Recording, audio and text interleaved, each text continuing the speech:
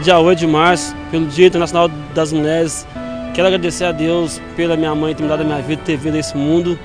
E que todas essas mulheres, que elas sejam guerreiras, que elas conquistem os seus objetivos no meio de trabalho, de comunicação, nos bancos, em todos os lugares que elas se destacam bem e que elas sejam muito felizes. A gente está no mês de março, o mês das mulheres, e eu queria deixar um recado para todas as mulheres, para que vocês continuem sendo fortes, guerreiras e que lutem pelo seu espaço, tanto no mercado de trabalho quanto realmente na vida. Que vocês fujam de estereotipos e sejam quem vocês são.